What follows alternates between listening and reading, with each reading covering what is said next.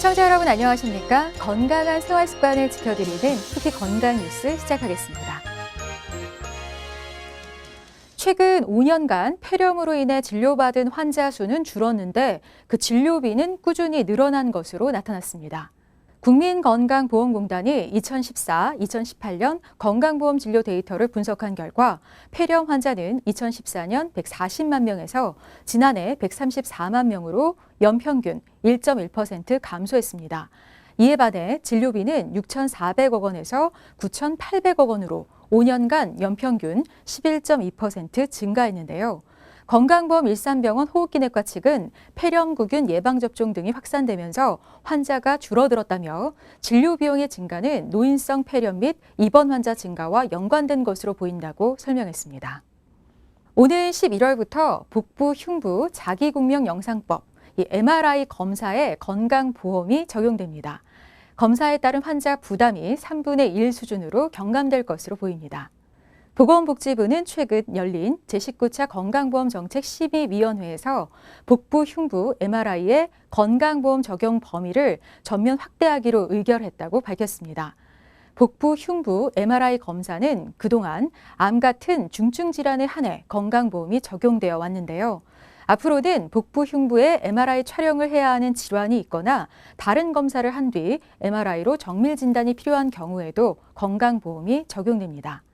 환자의 의료비 부담은 보험 적용 전 평균 49에서 75만 원에서 3분의 1 수준인 16만에서 26만 원으로 줄어들 전망입니다. 갑상선 절제 수술을 받은 환자 일부는 우울증에 빠지게 된다는 연구 결과가 나왔습니다.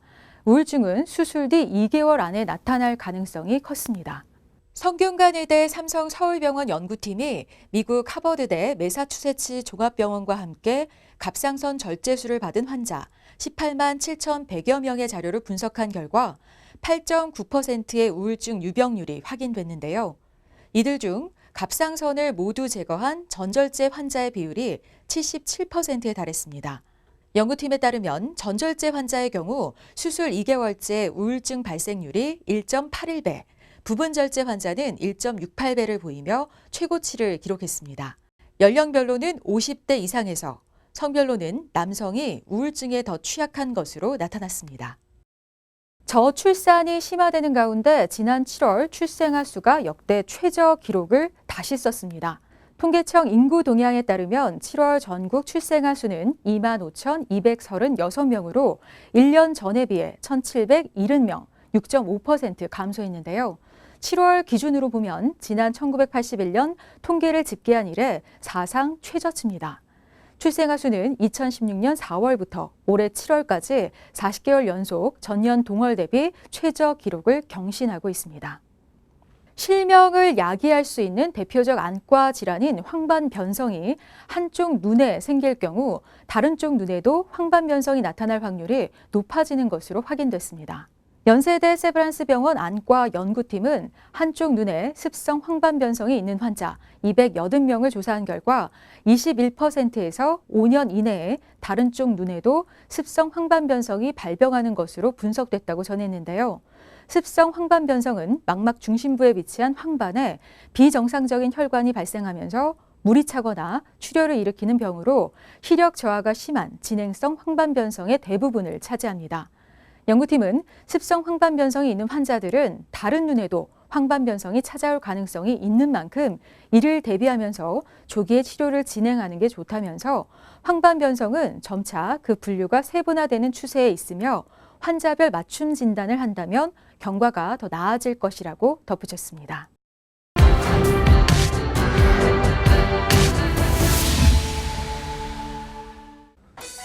이 두통을 경험해보지 못한 사람 과연 얼마나 될까요?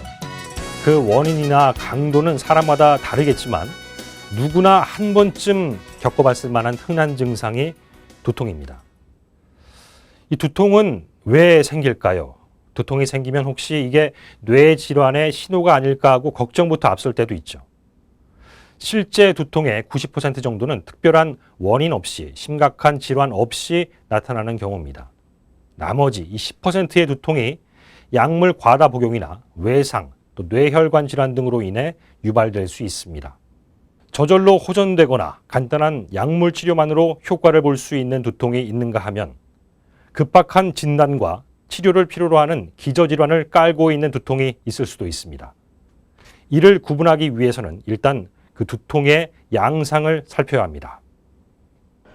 종종 두통이 이어져 한 달에 한 번씩 병원을 찾아 상담을 받는 최수인 씨. 자고 일어나면 오히려 심해지는 두통은 구토를 동반하기도 했고 몸의 컨디션과 상관없이 나타나 최 씨를 괴롭혔습니다. 검진 과정에서는 뇌 MRI 촬영도 진행했는데 문제가 될 만한 질환은 발견되지 않았습니다. 자기 전에는 머리가 안 아팠는데 오히려 자고 일어나면 두통이 심하게 생겨 있고 예측을 할 수 없는 두통이어가지고 성격이 좀 제가 예민한 게 좀 있는 것 같더라고요. 이게 막 한 가지를 해결을 못하면 거기에 대해서 다 해결해야 되고 막 이런 성격이 좀 있다 보니까 이제 그런 거를 조금 이제 뭐랄까 너무 그렇게 집착하지 말고 좀 내려놓고 이제 스트레스 받지 말고 그리고 이렇게 두통이 오면은 그냥 지나가겠지 이렇게 그냥 좀 편안하게 받아들이라고 교수님 말씀해 주셔가지고 두통은 크게 1차성 두통과 2차성 두통으로 나눌 수 있습니다. 최 씨처럼 두통에 영향을 미치는 특별한 원인 질환이 발견되지 않았다면 1차성 두통에 해당합니다. 1차성 두통은 두통이 있는 사례의 대부분을 차지하는데 대표적 예로 긴장성 두통과 편두통, 군발 두통을 들 수 있습니다. 긴장성 두통이 있으면 머리가 조여들고 긴장돼 눌리는 느낌이 듭니다. 다른 두통에 비해 강도는 약한 편이며 일상 속에서 증상이 악화되는 경우는 드뭅니다. 편두통 환자는 주로 욱신거리고 지끈거리는 증상을 호소하는데요. 울렁거리거나 토하는 소화기 증상을 동반하기도 합니다. 방치하면 증상이 4시간에서 72시간까지 계속될 수 있습니다. 군발 두통은 한쪽 눈과 그 주변을 꿰뚫는 듯한 통증이 있습니다. 1차성 두통 중 증상이 가장 심한 편인데요.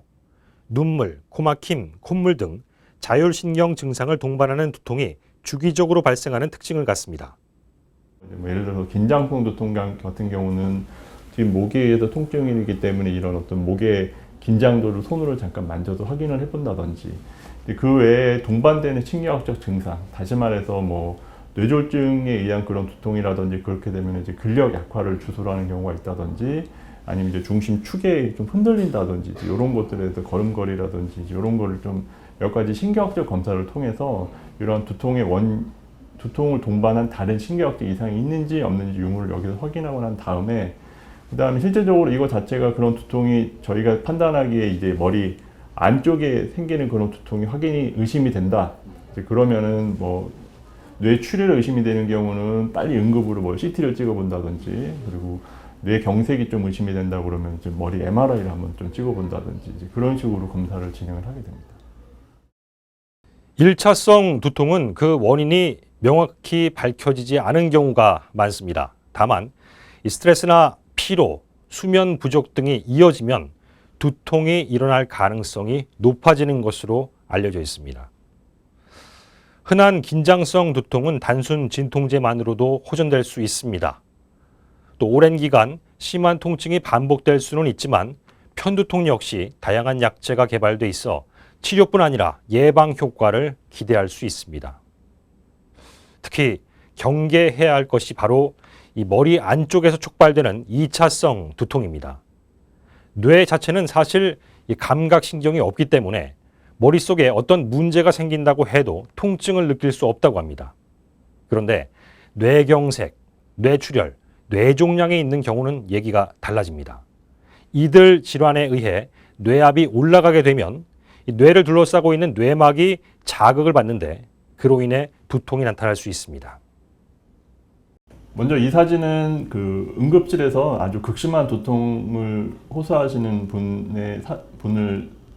분의 그 머리 CT를 찍은 사진이고요. 이 CT상 사진에서 보시면 저희가 특징적으로 볼 수 있는 게 여기 이렇게 하얗게 보이게 되는 이 부분인데 이제 이 부분은 저희가 이제 뇌지주막하 출혈이라는 그런 피고 이 뇌지주막하 출혈이라는 뇌출혈은 뇌 동맥류 파열에 의해서 생기는 그런 출혈인데 이제 그 뇌동맥류 파열에 의해서 생기는 두통은 일반적으로 이제 오실 때 갑작스럽게 심한 그 터질 것 같은 그런 두통을 호소하시면서 응급실로 내원하는 경우가 많고요.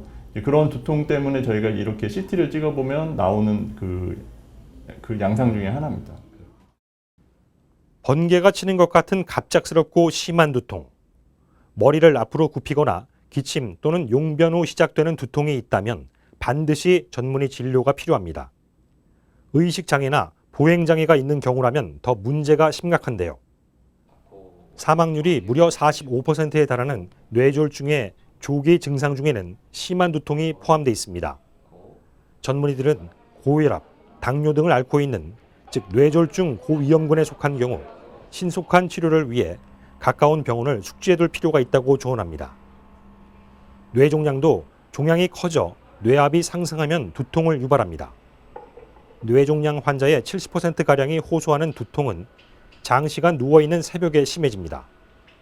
또 오심과 구토가 함께 나타날 때가 많은데 이땐 뇌 정밀 검사를 받는 게 좋습니다. 그 사람이 통증에 계속 노출이 될 경우에는 그 어떤 삶의 질이 떨어짐으로 인해서 대부분 이제 우울감 호소부터 시작해서 점점 더 사람이 어떤 그 일상생활을 이렇게 불행하게끔 느껴지게 한다는 그런 거 어떤 심리적 그 원인부터 시작해서 이제 좀 더 오래되게 되면은 이제 그런 부분에 대해서 그 본인도 모르게 이제 그런 중요한 어떤 증상의 초기 증상일 수도 있는데 모르고 넘어가는 경우가 있을 수 있기 때문에 한 번쯤은 와서 이러한 두통이 어떠한 그 큰 병의 그 조기 증상일 수 있는지 한번 확인받는 건 반드시 필요한 과정이라고 생각이 됩니다. 치료 효과를 높이는 데 도움이 되는 방법이 있습니다. 자신의 두통 양상과 치료에 대한 반응 등을 정리하는 두통 일기를 써보는 건데요. 전문의들은 이 두통 일기를 통해 약물을 제대로 복용하는지 확인하고 불필요한 약물 첨가나 용량 증가를 방지할 수 있다고 전했습니다. 실제 두통을 해소하기 위해 여러 진통제를 자주 먹는 사례가 적지 않은데요. 처음에는 통증 조절이 되지만 나중에는 오히려 이 두통이 더 빈번하게 나타날 수도 있으니 주의하셔야 합니다. 진통제를 많이 썼는데도 두통이 심해진다면 약을 과감히 끊거나 다른 약물을 복용하면서 그 양을 줄여나갈 필요가 있습니다.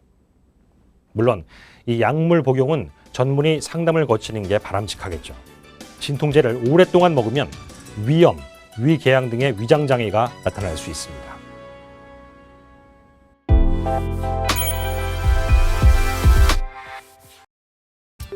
환경부 산하 국립공원공단이 가을철 등산 캠핑 등의 야외 활동 시 독성을 가진 생물을 주의해야 한다고 경고했습니다. 가을철은 야생버섯이 많이 나는 계절로 국립공원 탐방로나 야영장 주변에서도 여러 종류의 버섯이 자라는데요. 이 중에 식용버섯과 비슷하게 생긴 개나리 광대버섯, 화경버섯, 붉은 사슴뿔 버섯 등과 같은 맹독버섯도 있어 주의가 필요합니다. 이 같은 버섯을 섭취하면 심각한 중독 사고로 이어질 수 있기 때문입니다. 아울러 국립공원 구역 내 모든 임산물 채취는 금하고 있는데요. 허가 없이 불법으로 채취할 때는 자연공원법에 따라 3년 이하의 징역이나 3천만 원 이하의 벌금에 처해집니다. 또 등산, 야영 등을 할 때 반바지 등 짧은 옷을 입거나 향이 진한 화장품을 사용하면 말벌에 쏘이거나 벌레에 물릴 수 있어 위험한데요. 국립공원공단은 탐방로와 야영장 등에서 말벌집을 발견하면 즉시 제거해 안전사고 예방에 노력하고 있지만 가을철 벌들의 활동이 왕성해 짧은 시간에 집을 지을 수도 있어 주의가 필요하다고 전했습니다. 야외 활동 시 벌집을 발견하면 스스로 제거하지 말고 국립공원 사무소나 소방서에 연락해야 하는데요.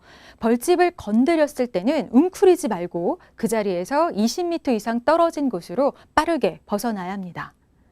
만일 독사에게 물렸을 때는 상처 부위를 헝겊 등으로 묶어서 혈액순환을 억제하고 3-4시간 이내에 병원에서 치료를 받아야 하는데요. 우리나라의 대표적인 독사는 살모사, 까치살모사, 쇠살모사, 유혈무기 등 4종류가 있습니다.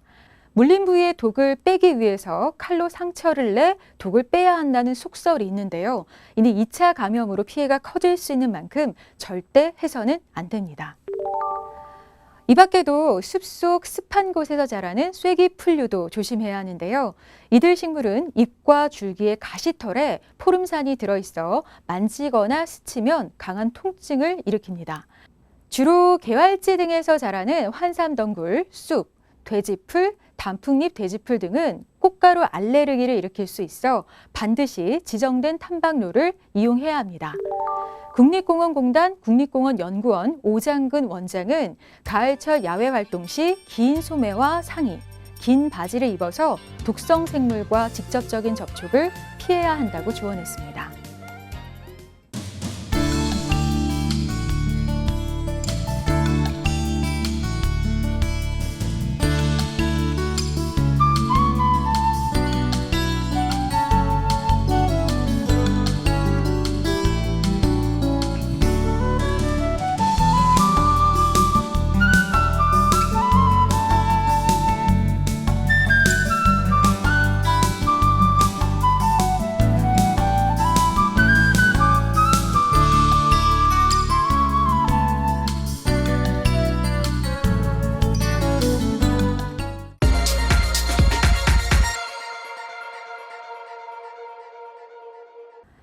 일교차가 큰 환절기에는 조금만 무리해서 활동해도 허리 통증을 느끼기가 쉬운데요.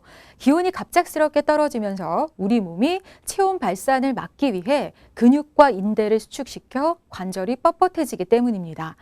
이런 환절기 허리 통증을 예방하려면 허리 근육을 강화하는 운동을 꾸준히 해주는 게 좋은데요. 갑자기 활동량을 늘리면 관절에 부담이 되는 만큼 시간을 조금씩 늘려서 몸이 적응할 수 있게 해야 합니다. 또 외출 전 스트레칭을 해서 근육을 이완시키고 체온을 높여주는 것도 통증 예방에 도움이 되는데요.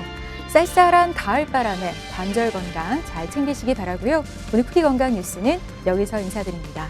시청해주신 여러분 고맙습니다.